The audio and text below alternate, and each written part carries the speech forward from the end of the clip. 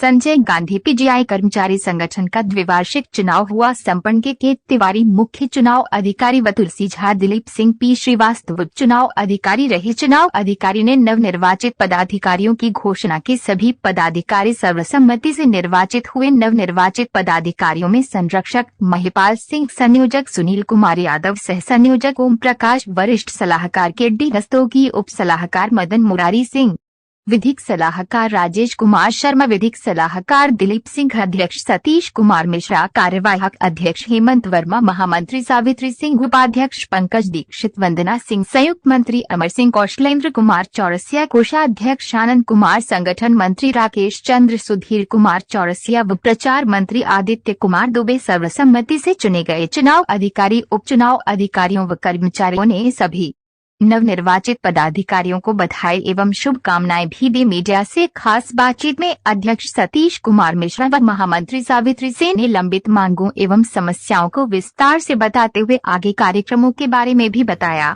मैं सतीश कुमार मिश्रा संजय गांधी पीजीआई कर्मचारी संगठन का अध्यक्ष चुना गया हूं और यह चुनाव सर्वसम्मति से हुआ है। काफ़ी कर्मचारी भाग लिए इस चुनाव में। लगभग 17 पदाधिकारियों का चुनाव हुआ है, जिसमें महामंत्री हमारी सावित्री सिंह को चुना गया है। संगठन मंत्री पर राकेश चंद्र और सुधीर कुमार चौरसिया जी हैं। प्रचार मंत्री पर आदित्य कुमार दुबे जी हैं।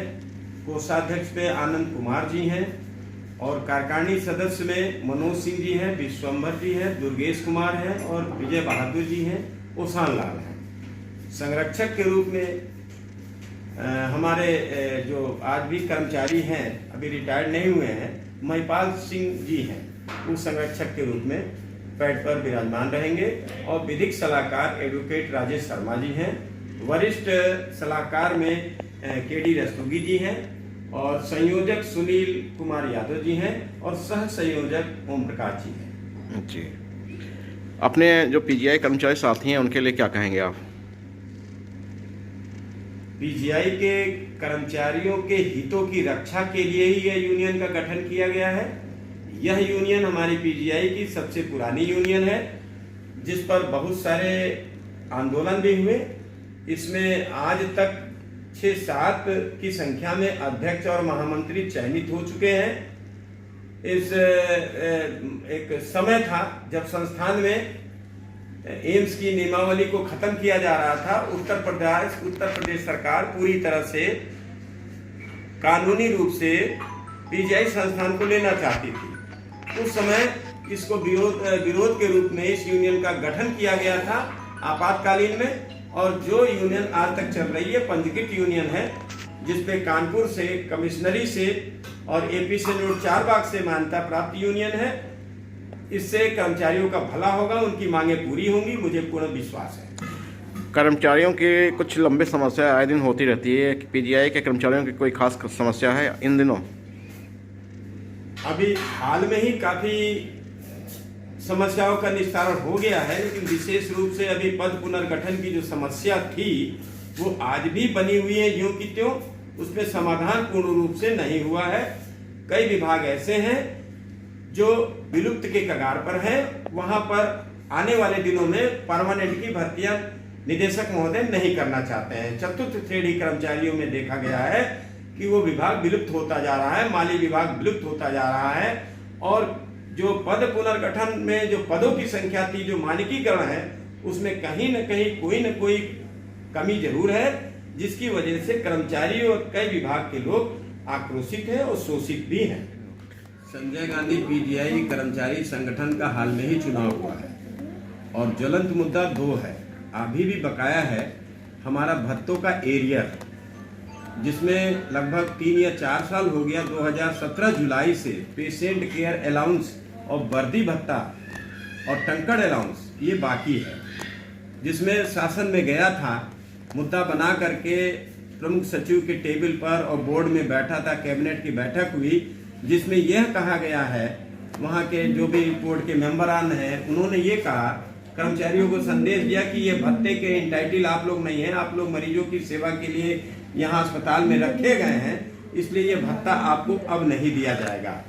तो मैं उन अधिकारियों से ये निवेदन करना चाहूँगा कि यदि एम्स में, दिल्ली एम्स की समानता मिली है हम लोगों को, अगर वहाँ मिल रहा है भत्ता तो यहाँ भी दिया जाए। और ये तीनों भत्ते एम्स न्यू दिल्ली में मिल रहा है, कर्मचारियों को लाभ मिल रहा है पिछले 3 सालों से, और यहाँ का पीजीआई प्रशासन और उत्तर प्रदेश सरकार हमारी इस मांग को अनदेखा कर रही है। मैं अपने साथियों से, अपने कर्मचारी भाइयों को सबसे पहले बहुत बहुत धन्यवाद देना चाहती हूँ आपके चैनल के माध्यम से कि उन लोगों ने हमको चुन करके इस यहाँ लाया है। तो हम उनके हर कदम पे खड़े हैं, चाहे दुख हो सुख हो, हर जगह मैं उनके साथ खड़ी हूँ। और कर्मचारियों से सबसे पहले ये कहे, और लास्ट में यही कहूँगी मैं कि अगर प्रशासन की कुर्सी पे न बैठ पाओ तो प्रशासन की कुर्सी हिलाने वाले बनो, तभी कुछ हासिल कर पाओगे। इसके लिए आपको एक साथ, एकता के साथ, एक आवाज़ में आवाज़ मिलाकर, एक कदम से कदम मिलाकर के साथ चलना होगा। आए दिन कोई ना कोई आप आंदोलन में सामने सुर्खियों में रहती हैं, इन दिनों क्या कुछ लंबी समस्या है? सबसे पहले तो ये लंबी समस्या कैडर रिस्ट्रक्चरिंग की है और भत्ता है। कर्मचारियों के साथ में वेतनमान का भत्ता अभी तक कुछ कैडर को मिला नहीं है, उसकी हम मांग उठाने जा रहे हैं। और सबसे बड़ी समस्या हमारे अटेंडेंट कैडर की है। उन लोगों को बहुत दिनों से उनका पूरा रिस्ट्रक्चरिंग में भी उनको अनदेखा किया गया है। अटेंडेंट कैडर को हमसे बहुत ज़्यादा उम्मीद है कि हमारे लिए कुछ करेंगी। सब बहुत खुश हैं कि अब आप चुनकर आई हैं, आप कुछ न कुछ हमारे लिए करेंगी और उनके विश्वास पे हम खरा उतरेंगे। आगे क्या रहेगा आपका? आगे का किस मैटर में? ये आंदोलन बेस पे या समस्या को लेकर? सबसे पहले तो यही भत्ते वाला समस्या को हम लोग उठाएंगे और दूसरी समस्या हमारी रहेगी अटेंडेंट कैडर के लिए। दो समस्या अभी हमारे सामने है। और रिस्ट्रक्चरिंग में अटेंडेंट लोगों को अच्छे से, जैसा वो लोग चाहते हैं, जैसा दिल्ली एम्स में है हम लोगों की, उसकी ही समानता प्राप्त है। तो अटेंडेंट को भी दिल्ली एम्स की कैटेगरी पे ही लाया जाए। जी, आपके जो सभी पदाधिकारी सर्वसम्मत से निर्वाचित हुए हैं, चुनाव अधिकारी कौन रहे? हमारे चुनाव अधिकारी 5 लोगों की टीम थी, जिसमें दिलीप सिंह जी थे, तुलसी झा जी थे, NP श्रीवास्तव थे, KK तिवारी थे। और इस तरह से उनके देख रेख में हमारा चुनाव हुआ है और बहुत साफ सुथरा हुआ है। इसमें कोई भी ये नहीं कह सकता कि हमारे साथ अनदेखा किया गया है।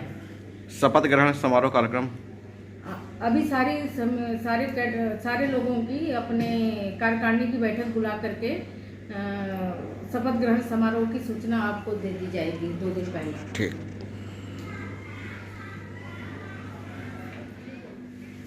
अपने परिचय साहब। जी, मैं मिसेस KD रस्तोगी, PGI में ड्यूटी नर्सिंग सुपरिटेंडेंट पोस्ट पे हूँ और OPD में कार्यरत हूँ। और मैं यही कहना चाहूँगी कि पहली बात तो मैं अपने कर्मचारियों के ही हित में सारा काम करूँगी, अच्छा सलाह दूँगी ताकि उनको फ़ायदा हो आगे चल के। और जो भी अगर बात नहीं मानी जाएगी उसके लिए एक कदम उठाया जाएगा उनके हित में कर्मचारियों को, कि ताकि उनको अच्छा लाभ मिले।